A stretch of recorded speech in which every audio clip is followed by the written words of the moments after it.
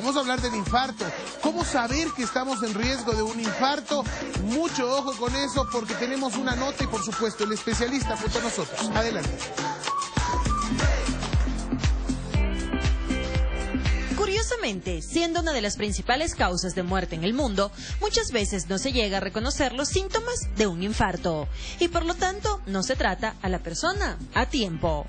El principal síntoma es un dolor sobre el pecho que los pacientes describen como una opresión, igual a si hubiera un gran peso sobre su tórax.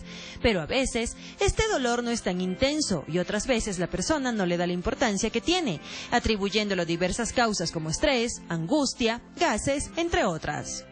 Además, el dolor en el pecho es el síntoma más común en los hombres, mientras que en las mujeres es más frecuente el dolor agudo en la parte superior del cuerpo, en el cuello, la espalda y la mandíbula. Esta es una de las razones por las que el infarto de miocardio no es diagnosticado en el sexo femenino con la misma rapidez que en el masculino. Por otra parte, a veces sucede que estamos acostumbrados a pensar en el dolor del pecho o el brazo izquierdo como sinónimo de infarto, y un dolor en la espalda o en el cuello no es tenido en cuenta como el síntoma de un infarto de miocardio. Muchas veces el dolor en el pecho va acompañado de falta intensa de aire, debiendo respirar la persona dando profundas bocanadas de aire. En estas ocasiones la falta de aire puede ser el único síntoma. El cansancio inexplicable y repentino es uno de los síntomas de infarto más asociado a mujeres, pero es posible pasarlo por alto ya que puede ser leve y permanecer durante algunos días. Las náuseas y vómitos son otro de los síntomas que se presenta mucho más frecuente en mujeres que en hombres. Como te he contado, los síntomas de un infarto varían según el sexo y también cada persona, y casi nunca están presentes todos al mismo tiempo. Tampoco ocurre lo que solemos ver en las películas, que la persona caiga desplomada al piso. Es más probable que la persona se sienta mareada y aturdida y quiera sentarse mientras comienza un infarto de miocardio. Para Mañaneros, Alejandra Vélez. Iniciamos cómo detectar un infarto. Hoy nos acompaña el doctor Freddy Palma, médico general. Iniciemos el tema, chicas. Hola, ¿cómo están? Muy buenos días. Primero saludamos, porque nos hemos saludado en este día. Un abrazo súper fuerte para todos ustedes. Que les vaya súper bien en este miércoles. Y este tema muy importante, cómo prevenir el infarto. Porque hay muchos casos, mi querida Alejita, en que hay personas que se salvan porque saben detectarlo en el momento preciso y llegan al hospital, a la clínica y pueden ser controlados. Doctor Freddy, cuéntenos cuáles son los procedimientos para detectar un infarto y poder salvar nuestras vidas. Buenos días con todos. Lo importante primero es justamente detectar en un paciente factores de riesgo que puedan propender a que tenga un infarto. ¿Cuáles son estos factores de riesgo? El primero tiene que ver con la obesidad o el sobrepeso. Se estima que las personas que tienen obesidad, que tienen sobrepeso, tienen un riesgo aumentado de tener problemas cardíacos. El colesterol elevado es otro de los factores de riesgo. El colesterol se deposita en las arterias, en las paredes de las arterias coronarias y comienzan a hacerla más chica cada vez, comienzan a obstruirla. Si el paciente fuma, es también un factor de riesgo. Los contaminantes que contiene el tabaco, se ha visto, dañan el endotelio, la parte más íntima de los vasos sanguíneos, y entonces puede propender también a lo mismo. Si el paciente tiene diabetes, es otro de los factores de riesgo importante que se debe tener en cuenta.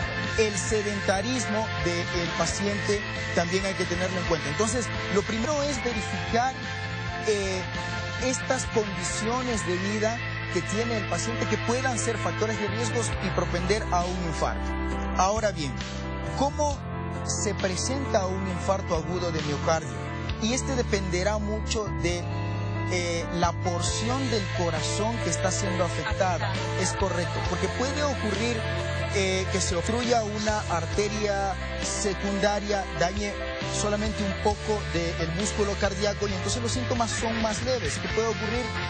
normalmente el dolor en el pecho, tipo opresión. Claro, pero doctor, justamente cuando yo elaboraba la nota previa, y disculpe que le interrumpa, sí, decía que los síntomas entre las mujeres y los caballeros por lo general marcan cierta diferencia y que muchas veces se llega lamentablemente a la muerte porque uno no prestó atención a esos síntomas, porque creemos que claro, lo habitual y lo que se ha hecho muy común es que es esto, el dolor en el pecho, que lo primero que hay que aclarar es que el corazón no está netamente en el lado izquierdo como se lo cree, sino en el centro. Entonces no piense esperar el dolor acá, sino que es la opresión literal en todo el pecho como tal, que puede ser falta de aire, que puede ser dolor en el cuello, que puede ser las palpitaciones o muy aceleradas o que usted ya sienta debilidad total, incluso hasta vómito.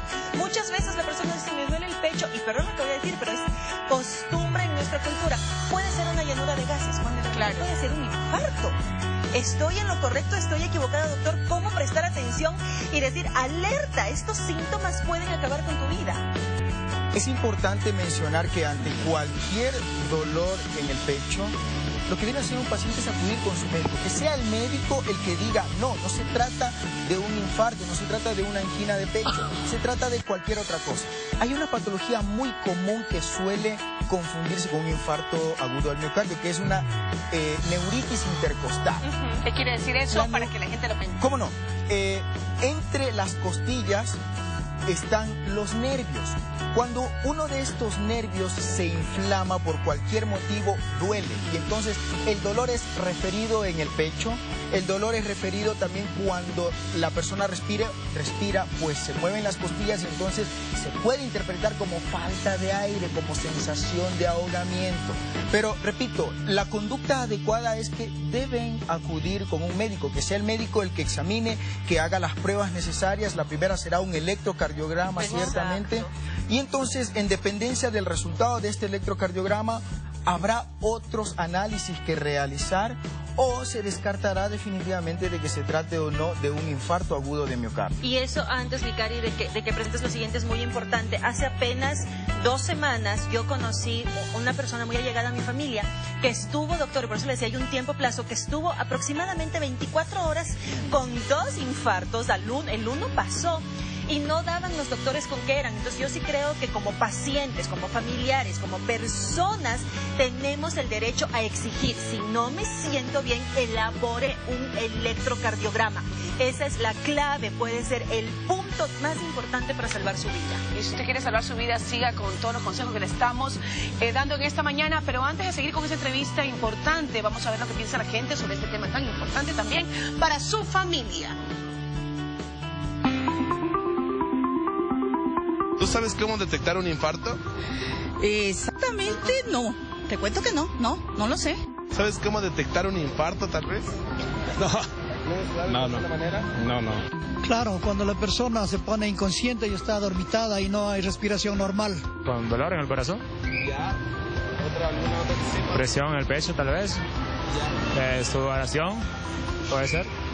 Dolor de cabeza también quizás, palpitaciones, sudoración también. Tratando este tema con el doctor, y algo que nos importa muchísimo, por supuesto, es que usted cuide y prevenga a través de una serie de factores. Ahora, hay muchos casos de personas que tienen estos infartos que son fulminantes, no hay nada que hacer, sobre todo en una etapa entre los 40 años. ¿Por qué será esto, doctor? Yo tengo casos de un amigo mío que en Guayaquil estaba jugando tenis, un hombre deportista con una muy buena salud, y de repente cayó en la cancha de juego de tenis y no se levantó más, fulminante. Otro caso también de una amiga, le pasó lo mismo, pero más se da creo que en hombres. ¿Por qué le pasa esto? Bien, ahí puede ocurrir algunas de las siguientes situaciones. Hay una importante tendencia genética, tendencia familiar a la ocurrencia de infartos. Sobre todo esto se debe sospechar en pacientes que tienen un infarto y son menores de 40 años. Porque a partir de los 40 años ya se considera esto per se un factor de riesgo. Claro. Sí, a partir de los 40 años, insisto, por sí es ya un factor de riesgo. Hay que sospecharlo si ocurre antes, como tú bien dices, una persona atlética, deportista, que aparentemente está bien bien de salud. Lo otro que puede ocurrir son malformaciones cardíacas que no son detectadas de manera fácil. Eso Porque exactamente, un deportista, un atleta, una persona que está totalmente bien de salud, probablemente no se someta a estos exámenes y no pueda ser detectado. Aún sometiéndose a estos exámenes, insisto, puede haber malformaciones arteriovenosas que no son detectadas de manera Eso quiere decir que dentro adecuada. de nuestra rutina médica, cuando tenemos que hacer los exámenes, tenemos que también incluir un electrocardiograma. No solo un electrocardiograma, sino otras pruebas que son mucho más... Para determinar cómo está nuestro corazón. Es correcto. Lo que mencionabas antes de ir a la nota anterior, el hecho de que llegaron al hospital, le hicieron el electrocardiograma y estaba normal. Sí puede esto ocurrir. Suceder. Sí puede esto ocurrir, porque va en dependencia, repito, de la porción del corazón que haya sido afectada y por tanto de la extensión de este infarto agudo de miocardio. Entonces, sí puede ocurrir que inicia como una angina, es decir, que solamente se obstruye parcialmente la arteria coronaria, pero luego el flujo continúa. Y esto muchas veces no es detectado en el electrocardiograma. Por ello es importante que el paciente, con todos los factores de riesgo que acabo de mencionar, eso debe estar en un contexto amplio, con todos los factores de riesgo que acabo de mencionar y con un dolor en el pecho, con una molestia en el pecho, además del electrocardiograma, debe ser monitoreado constantemente. Deben aplicarse otras pruebas en sangre para determinar, por ejemplo, la elevación o no de enzimas cardíacas, que justamente se liberan por la muerte de las células cardíacas. Claro, doctor, es importantísimo. Yo creo que, como siempre, aclarar, aunque digan, por Dios, cuántas veces lo dicen, pero es fundamental, mínimo una vez al año, todos los exámenes que usted nos está diciendo: colesterol, azúcar, triglicéridos, absolutamente todo, porque de ahí depende el grado de salud cardiovascular, que es por lo que se genera uno de los índices más altos de muerte a nivel mundial. Y tal cual usted decía, de pronto sí, aclaramos cuáles son los síntomas para que tanto usted esté pendiente con su vida como con la vida de los demás, pero sí también es importante que se pida de vez en cuando este tipo de exámenes, porque usted decía, doctor, no solo es el electrocardiograma, correcto, está la ecografía de corazón, que no recuerdo el nombre técnico, ecocardiograma, el mapeo del corazón, porque muchas veces, en mi caso personal, se tardó casi un año detectarse cuál era el problema al corazón que existía. Entonces, eso puede salvar realmente la vida de una persona.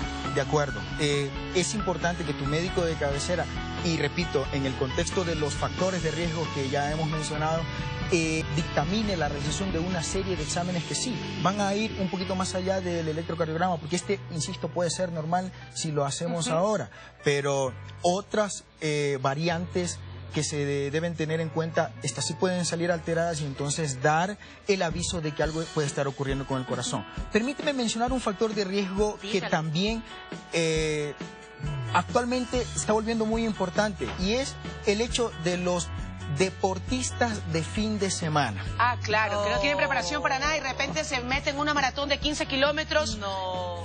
Obviamente desgastan todas sus energías, sobrecarga Esto ocurre. de trabajo. Hay personas que llevan una vida sedentaria totalmente de lunes a viernes, por ejemplificarlo solamente los choferes. Pero llega el fin de semana y creen que con realizar 4 o 5 partidos de vóley o de fútbol van a tener un adecuado estado físico y van a compensar lo que no han hecho durante toda la semana.